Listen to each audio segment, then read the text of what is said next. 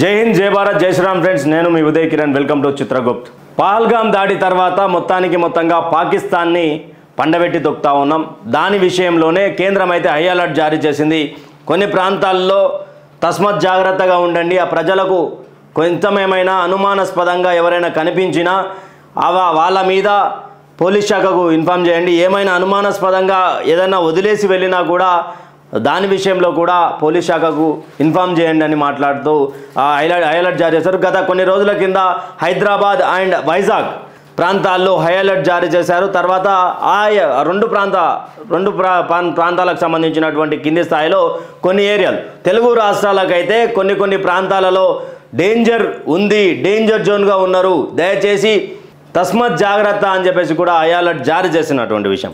మీకు పక్కనున్నటువంటి వాళ్ళ మీద, వ్యక్తుల మీద ఎలాంటి అనుమానం ఉన్నా, ఎలాంటి సంకోచం ఉన్న వాళ్ళ మీద ఇమ్మీడియట్గా డిలే కాకండి, ఆలోచించకండి. పోలీస్ శాఖకు ఫోన్ చేసినంత మాత్రాన మిమ్మల్ని ఎవరేమన్నారు వాళ్ళు వచ్చి చెక్ చేసుకుంటారు. ఎందుకంటే అనుమానం వచ్చినప్పుడు అలాంటి వాళ్ళు ఒకవేళ నిజానికి ఉగ్రవాదైనా, నిజానికి ఉగ్రవాదుల సంబంధించినటువంటి వ్యక్తులైనా, వాళ్ళకు సపోర్ట్ చేసేటువంటి వ్యక్తులైనా మన ప్రాణాలను మనం కాపాడుకోవచ్చు. ఎందుకు ఈ మాట మాట్లాడుతూ ఉన్నా అంటే నార్త్లో పాకిస్తాన్ ముర్దాబాద్ అంటూ సంబరాలు చేసుకున్నటువంటి 8 ఏళ్ల వయసు కుర్రాడి మీద విచక్షణ రహితంగా కత్తి పోట్లు పొడిచిర్రు వాళ్ళ ఇంటి పక్కన ఉండేటువంటి రాడికల్ ముస్లిం పోరలు. అంటే 8 ఏళ్ల పోరని కూడా పాకిస్తాన్ ముర్దాబాద్ అంటే ఓర్చుకోలేక ఆ పిల్లగాని మీద కత్తిపోట్ల విచక్షణ రహితంగా పొడిచే అబ్బాయి ఆ స్థానికులు హాస్పిటల్ తీసుకుపోయారు. మన ఇంట్లో తిండి తినుకుంటూ, మన భారతదేశ పాట పాడకుండా భారతదేశాన్ని నాశనం చేయాలన్నటువంటి ఒక కుహానా రాడికల్ ముస్లిమ్స్కి ద్వారా చెప్పేది ఏంటంటే, మీకు ఇష్టం లేకపోతే భారత్ను వదిలి వెళ్ళిపోండి సోదరులారా. అందరు ముస్లింలకు ఇలాంటివి సంబంధం లేదు. రాడికల్ ముస్లింలకు చెప్తా ఉన్నా, దయచేసి అందరు ముస్లింల పేరు ఖరాబ్ చేయకండి. ఎంతోమంది పహల్గామ్ విషయంలో బాధపడతా ఉన్నారు, కన్నీరు పెడతా ఉన్నారు, వీడియోలు కూడా ట్రెండ్ అవుతూ ఉన్నాయి.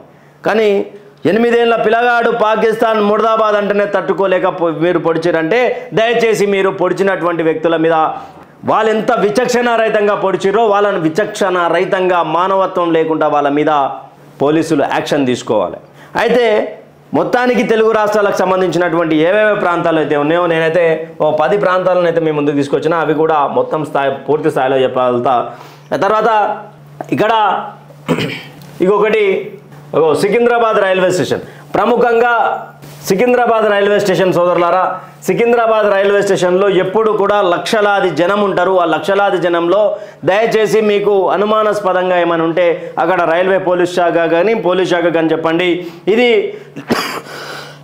హైదరాబాద్ సంబంధించినటువంటి ప్రాంతాల్లో ఇంపార్టెంట్ ప్రాంతంగా అయితే కేంద్రం హై అలర్ట్ జారీ చేసింది.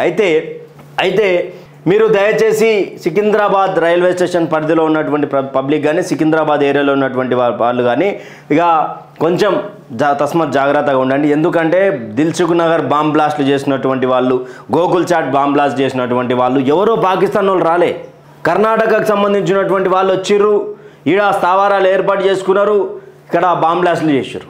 మనలాంటి బిడ్డల ఎంతోమంది భారతీయుల ప్రాణాలు తీసింది పాకిస్తానీలు కాదు, మన భారత్లో ఉన్నటువంటి రాడికల్ ఇస్లామిక్ వ్యక్తులు. అందుకే హైదరాబాద్ను అలర్ట్ జోన్గా చేస్తున్నటువంటి పరిస్థితి. మరొక విషయం ఏంటి అంటే, ఈ యొక్క ప్రాంతాలలో విషయాలు ఎందుకు క్లియర్గా వీళ్ళు ఇదే ప్రాంతాలు అంటున్నారంటే, గతంలో జరిగినటువంటి బాంబ్ బ్లాస్ట్ల విషయంలో కూడా వాళ్ళు కొంతమంది పాత బస్తీకి సంబంధించినటువంటి ఏరియాల్లో స్థావరాలు ఏర్పాటు చేసుకోవడం, అక్కడే ఉండడం, ఇక్కడ హైదరాబాద్ ముస్లిం లాగా, భారత ముస్లిం లాగా ప్రవర్తించడం. వారు భారత్ అయినా సరే కానీ ఇస్లామిక్ మైండ్ సెట్ తోటి, ఉగ్రవాద మైండ్ సెట్ తోటి ట్రైన్ అయినటువంటి వాళ్ళు దాడులు చేసే అవకాశం ఉన్నది. తెలంగాణ రాష్ట్రానికి సంబంధించినటువంటి అతిపెద్ద ఏరియా సికింద్రాబాద్, తర్వాత RGI ఎయిర్పోర్ట్, శంషాబాద్ సంబంధించినటువంటి ఇంటర్నేషనల్ ఎయిర్పోర్ట్లో కూడా తస్మత్ జాగ్రత్త ఉండండి అంటూ కూడా చెప్పినటువంటి పరిస్థితి కనిపిస్తూ ఉన్నది. అక్కడ కూడా లక్షలాది మంది వస్తూ ఉంటారు, పోతూ ఉంటారు. అలాంటి పరిస్థితులలో కూడా లక్షలాది మంది ఉండేటువంటి జనవాసం ఉండేటువంటి ప్లేస్ని హై అలర్ట్గా జారీ చేసింది. అయితే ఇక్కడ ఈ శంషాబాద్ సంబంధించినటువంటిది. తర్వాత మరొకటి హైదరాబాద్కి సంబంధించి తెలంగాణ రాష్ట్రానికి సంబంధించినటువంటి MGBS Mahatma Gandhi bus station కూడా ఎప్పుడు కూడా లక్షలాది జనంతోటే ఉంటుంది. మీరు ఒకటి గమనించవచ్చు, హై అలర్ట్ జారీ చేసినటువంటి ప్రాంతాలలో మినిమం లక్ష పైచిలుకు ఉన్నటువంటి పబ్లికే ఉంటారు. ఆ చుట్టుపక్కల కావచ్చు, ఆ ఏరియాలో కావచ్చు, అందరూ కుల మత భేదాలకు సంబంధం లేకుండా MGBS బస్ స్టాండ్లో దాదాపు 1,00,000 మందికి కవర్ అయ్యేటట్టు ఉంటారు. అందుకే కొంచెం తగు జాగ్రత్తలు తీసుకొని అనుమానాస్పదంగా ఎవరైనా కనిపిస్తే కూడా వాళ్ళ మీద చర్యలు తీసుకునేటట్టుగా చేయండి. వాళ్ళ మీద కంప్లైంట్ ఇవ్వండి. కంప్లైంట్ ఇస్తే ఏమి ఇబ్బంది లేదు. ఎందుకంటే వాళ్ళు మాకు ఒకరి మీద అనుమానం ఉన్నది, మేము ఏం చేయాలి సార్ అంటే వాళ్ళు వచ్చి చెక్ చేసుకుంటారు. అవునైతే కాదైతే కాదు, మంచోడైతే మనకే మంచిది కదా, అలాంటి ప్రాంతం. తర్వాత మరొకటి ట్యాంక్ బండ్ కూడా నిత్యం ఎక్కువ జనావాసాలు ఉండే ప్రాంతం ఇది. ఇక్కడ కూడా చాలా నక్లెస్ రోడ్ అని అదని సంజీవన్ పార్క్ అని చాలా వరకు పబ్లిక్, PVR అని చాలా వరకు పబ్లిక్ కూడా ఇక్కడ గ్యాదరింగ్ అవుతూ ఉంటారు, రాత్రిపూట తిరుగుతూ ఉంటారు.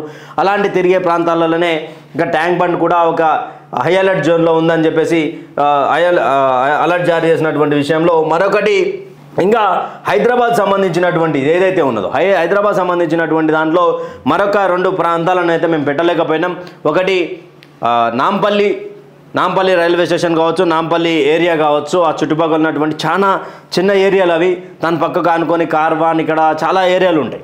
ఆ ఏరియాలను కూడా దృష్టిలో పెట్టుకుని చెప్తా ఉన్నారు. ఎందుకంటే ఇక్కడ స్థావరాలు ఏమైనా ఏర్పాటు చేసుకున్నారేమో, ఆ ఐడియాలజీ ఉన్నటువంటి వ్యక్తులు ఏమైనా ఉన్నారేమో అని. ఐడియాలజీ ఉన్నటువంటి వ్యక్తులు, స్లీపర్ సెల్స్గా పనిచేసినటువంటి వ్యక్తులు మన అన్నం తిని మనకే వెన్నుపోటు పొడిచి మననే చంపే ప్రయత్నాలు చేస్తారు. కాబట్టి అక్కడ నాంపల్లి ఒకటి. ఇక్కడ మరొక విషయం ఏంటంటే, ఇక్కడ ఇంతసేపు ఓల్డ్ సిటీలో తిరిగినాం కదా, ఇప్పుడు మనం డైరెక్ట్గా న్యూ సిటీ కూకట్పల్లి సైడ్ పోదాం. కూకట్పల్లి కూడా ఈ లీస్ట్లో ఉన్నది అని చెప్పేసి వచ్చినటువంటి వార్త. అయితే మొత్తానికి కొంచెం దయచేసి మీరు ఆలోచించి కొన్ని నిర్ణయాలు కొన్నిసార్లు వెనుకడుగేస్తే కొంతమంది వేల మంది ప్రాణాలకు ఇబ్బందికరంగా మారే అవకాశం ఉంటుంది. తర్వాత మన కలియుగ దైవమైనటువంటి తిరుమల తిరుపతి దేవస్థానానికి కూడా హై అలర్ట్ జారీ చేసిరు. ఇక్కడ తిరుమలకు సంబంధించినటువంటి దానికి ఒకటి. తర్వాత ఇది అల్పిరి మెట్ల కాడ అల్పిరికి సంబంధించినటువంటి 2 ప్రాంతాలు, తిరుపతికి సంబంధించినటువంటి 2 ప్రాంతాలు ఏవైతే ఉన్నా 2 ప్రాంతాలకు కూడా హై అలర్ట్ జారీ చేసినటువంటి విషయం. ఇక్కడ మనకు తెలిసిందే లక్షలాది మంది జనం తిరుమల తిరుపతి దేవస్థానంలో స్వామివారిని చూడడానికి వెళ్తుంటారు.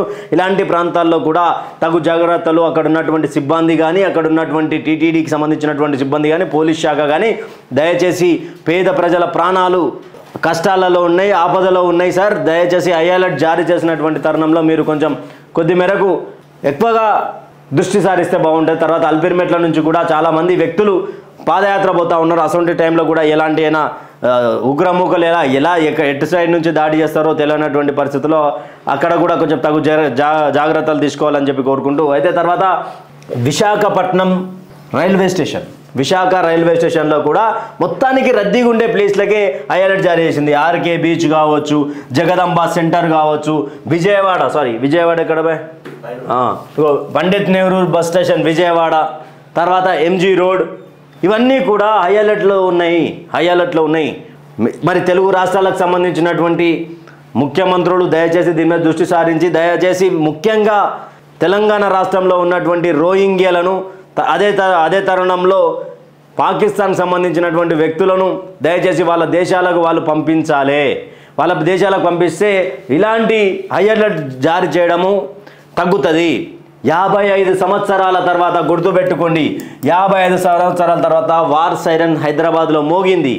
అంటే వార్ సైరన్ మోగింది అంటే దీనికి ఎవరు లీడ్ చేస్తూ ఉన్నారంటే సివి ఆనంద్ గారు కూడా క్లియర్గా చెప్తా ఉన్నారు. ఎలాంటి ఇబ్బందికరంగా ఏమైనా ప్రాంతాలు కనిపించినా, ఎలాంటి ఇష్యూస్ ఏమైనా అనిపించినా కానీ మాకు ఇన్ఫామ్ చేయండి. ఆ ఇన్ఫామ్ చేస్తే మేము సీరియస్గా యాక్షన్ తీసుకుంటామని చెప్పేసి కూడా మాట్లాడుతూ ఉన్నారు. దీని మీద మరి మొత్తానికి ఇక్కడ RK beach, Visakhapatnam railway station, tank bund, Secunderabad railway station, airport, MGBS, Alipiri, Tirumala, తర్వాత జగదాంబ సెంటర్, ఇవన్నీ కూడా రద్దీ ప్లేస్లే.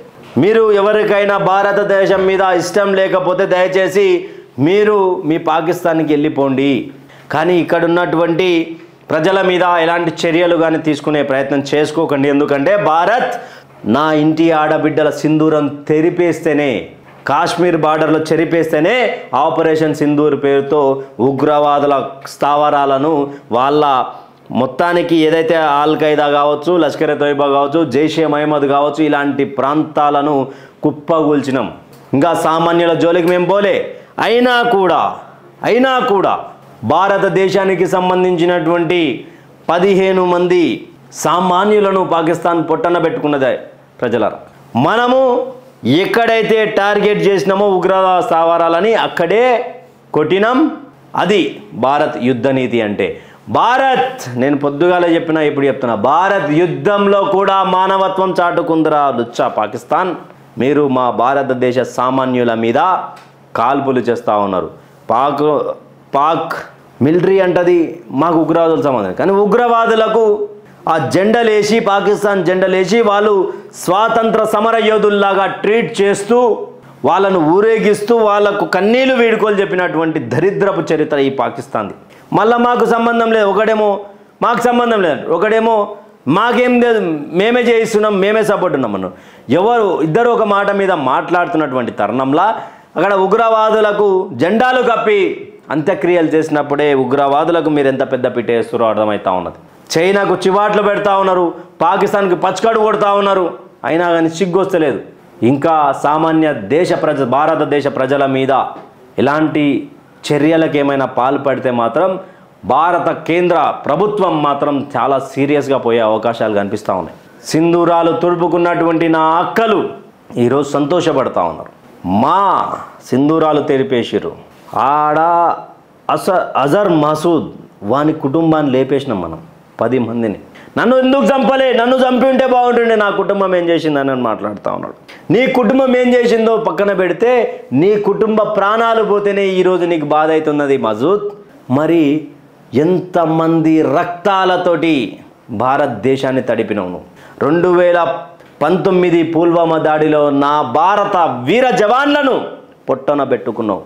నమ్మించి గొంతు కోసేటువంటి ప్రయత్నం చేసి ఈరోజు మీ ఇంట్ల మీద, మీ ఉగ్రవాదుల మీద, మీ అనుచరుల మీద దాడి జరిగి వాళ్ళు మరణిస్తే మీరా కన్నీటి ఒగలాడి ఏడిచేది ఎందుకు? మీరు మా బిడ్డలను చంపినప్పుడు బాధ కనిపించలే? మీ ఉగ్రవాదులతోటి, మీ లష్కర్ ఎ తోయిబా, జైషే మహమ్మద్ మా బిడ్డలను పొట్టబెట్టుకున్నప్పుడు వాళ్ళ కుటుంబాలు లేవా?